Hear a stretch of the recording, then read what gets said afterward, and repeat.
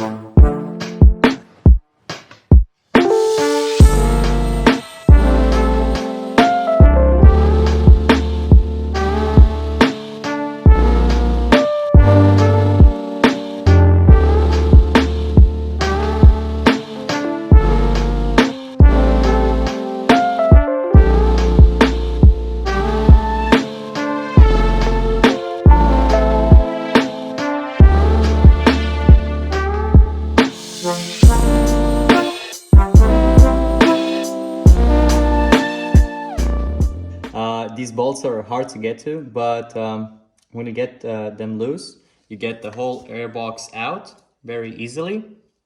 So you want to unscrew them. When we were time-lapsing, so we marked our wires with numbers, so it'd be easier to assemble later on. We took off the radiator, the throttle cables. Next will be the airbox, and I think we'll go then to the chain. We'll show you how to remove the chain without a grinder. So we'll see you then.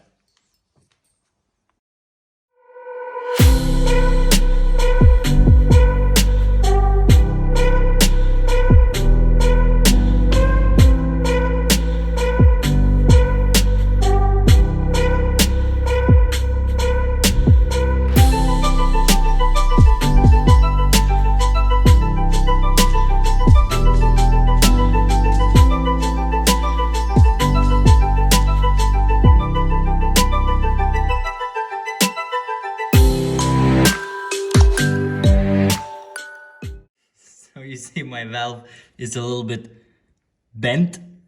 How do you say? The other valves, if we move to other valves, that one is a little bit bent. Then the second port looks okay, and all the other ports are looking not bad. So we'll see what's this about. But yeah, I remember that if you want to get the airbox loosened a little bit better, buy this tool. This Yamaha, I think, a very small ratchet. It's really great. It helps you a lot, because now you can see these bolts. They're a pain in the ass to get out, but Once you get them out, it's easy. So now we have to remove the coils. I'll first mark the coils because usually you mix them up and you start your bike, you think everything is okay, and you put it all back, all good, and it starts firing very strangely. It happened to me. Don't do it. Mark your coils. Which one is what? And mark from where are you marking? Because if you mark 1, 2, 3, 4, remember the order where you came from, which side. So we see a lot of debris here, so it'll be interesting to open this engine up. I think next episode will be opening this engine up and seeing what happened in there. I'm hoping that my clutch is still good because it's a new clutch, STM slipper clutch. So I'd like to put that in the other engine, which I don't have yet. I'll find it in the winter. So yeah, we're gonna go back to work.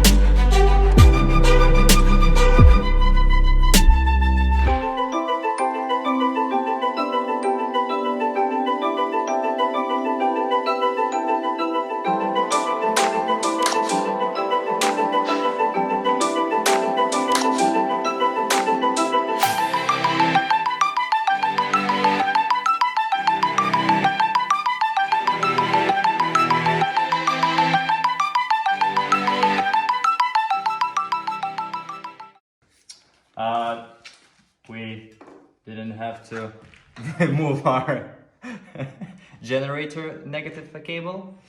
It was pretty easy to take it out. It exploded a bit. So now we're removing the chain by just it's hard as fuck to do it. I'd recommend to put it somewhere and just wrench on it, not on your newly painted frame. It'd be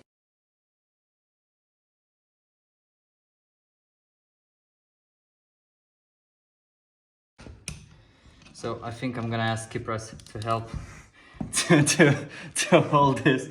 By the way, Kipras is my friend standing behind the camera. He's camera shy now. He'll maybe show in other episodes, maybe not. So he's gonna help me.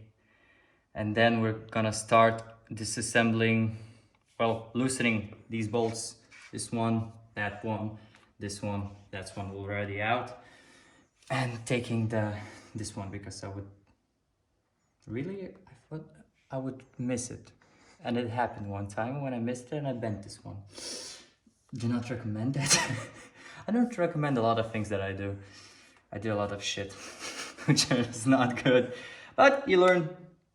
Make mistakes, you learn. So now I'm gonna ask Kipras to help me. So we broke our chain removal tool badly. We had to use the, how's it called? Angle grinder. Angle grinder. The funniest tool in the world. So nothing goes as planned, as always. But now we're removing the last wire here, and we'll be moving on to removing these bolts and putting a jack. Fuck, it was. I missed the word. So we're gonna put the jack under the bottom, and we'll try to take out the engine, and when we'll take it out, we'll put it in the homemade engine holder, some kind of. It was my first first project of welding. It was interesting to do. It's not the best welding, but it works. It worked last year, and I hope it works this year too. So we're getting wrenching here, and see you in a bit.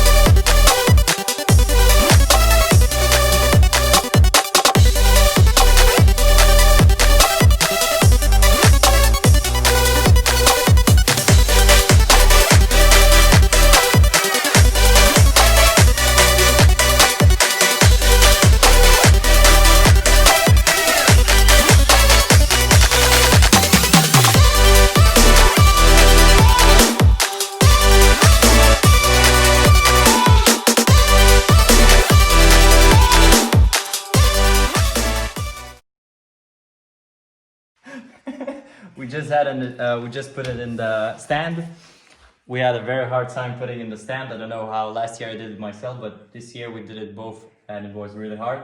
My back hurts really much. But the first, when we put on the table, we saw the engine, and as we were looking, we were like, wow, how could that be? So I'm just gonna show you how my engine looks like from here, not disassembling anything or anything. Firstly, I want to say, if you can come here, if your engine has a peaky hole for oil, this play is very good. You know, it's your main con rod.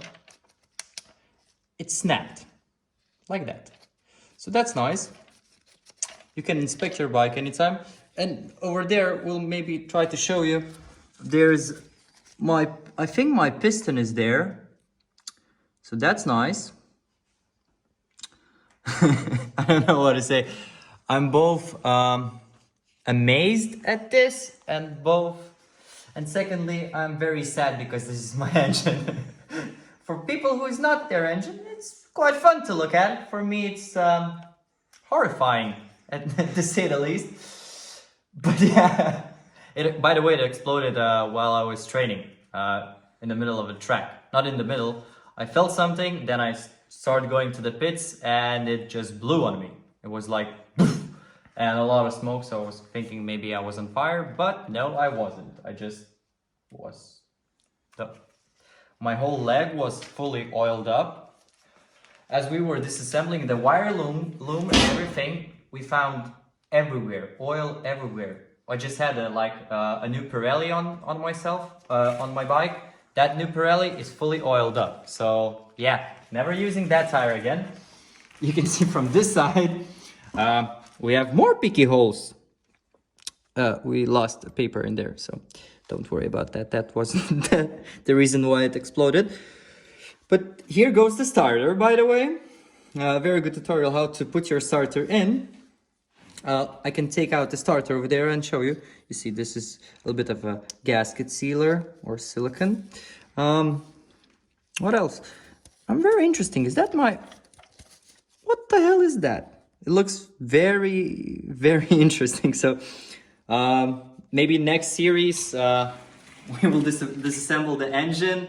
We will look inside. Maybe, I don't know what caused it. If somebody knows what can cause this kind of issues, so please comment down below. But next time we're disassembling the engine and looking what the hell happened fully over there. I'm very interesting. Is my cylinder like only the one cylinder, or all cylinders are fucked, or what happened? So just I think I'm gonna have 4 pistons for the, over there you can see it's for the speed gods. These are the pistons which I burned. This is the snowmobiles, my 125s, 3 pistons by the way. I've blown that engine 3 times, and this is from I think from a Vespa, from something 49cc scooter. So not much offering. So 4 pistons for next year. So it means more speed for me. Only pluses, only pluses. Oh, so yeah, the bike looks like this now. If you can show the bike, it looks not the best. So for next season, we'll have to change the head bearings, clean it up, like really clean it up, because oil is everywhere. Change the bearings of the wheels, like doing the bearings, everything. We found out why my engine oil light was going on, because this wire was disattached. I was losing it, so I always had sticky tape. I don't have it now yet, but usually there was, where's the engine oil, I usually had sticky tape over here. If you're wondering why we sticky tape our speed, is to not know and do not look, because if you are looking at your speed, you're not looking at the corner which you're going, and that's bad. Usually it ends up in crashes, which I had not much, so I'm happy for that. But this year I had a crash, and I can show you. Wait, I can show you the exhaust. This is from my last crash. I think my clip-on broke, and my sides, this thingamajiggy, I don't remember how it's called, peg. This was new. This was new. Every time, every year, you have to invest in this bike when you crash it. Like this shit. It was a perfect bike. It was looking good. It was the beautiful bike. Now, new fairings, maybe new muffler, but I'm not thinking about it because I think I'm gonna crash it next year too. So, yeah. But new engine is the biggest investment this year for the R6, and we're gonna have a new team design, so that will be interesting. So yeah, see you in another video. Ciao.